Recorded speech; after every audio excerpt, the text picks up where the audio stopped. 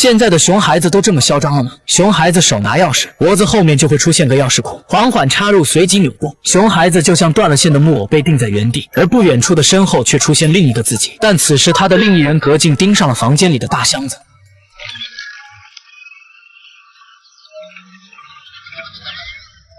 看到了里面的景象，文迪立刻叫来了哥哥和姐姐。原来箱子里竟是文迪的大脑空间，里面是一个五彩斑斓的奇幻乐园。看来熊孩子的快乐就是这么简单。随后文迪打开一个盒子，里面储存着他曾经的记忆。通过盒子，兄弟三人又看到了死去的父亲。可记忆就是记忆，无法满足他们真实的触摸感。看着父亲睡前讲惊悚悬疑的小故事，瞬间勾起他们思念父亲的情绪。了解到头脑钥匙的神奇，姐姐杰西果断把钥匙插进自己的脖子。于是房间里出现一扇旋转门，但与文迪不同的是，他们竟回到了父亲被枪杀的凶案现场。姐姐正搂着弟弟躲在桌子下，一脸惊恐地看向对面，而外面的黑影就是杀死父亲的凶手。这段记忆也令杰西感到深深自责，因为他本可以利用眼前的铁刺阻止对方，可由于自己的懦弱，迟迟不敢动手。他认为自己当时如果不那么懦弱，结局就不会是现在这么悲催。哥哥知道这不能怪杰西，便一门心思地开导他。也就在此时，意外发生了。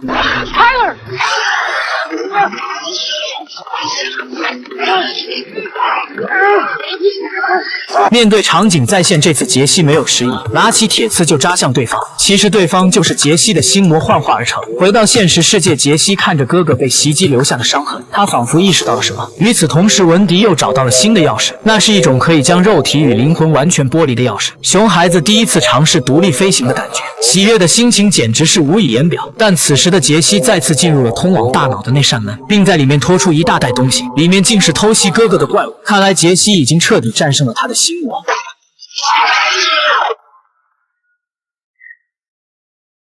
发泄完愤怒，杰西将心魔深埋地下，就是不知道这种方法能不能奏效。而这一切全被窥伺钥匙已久的恶毒女人尽收眼底。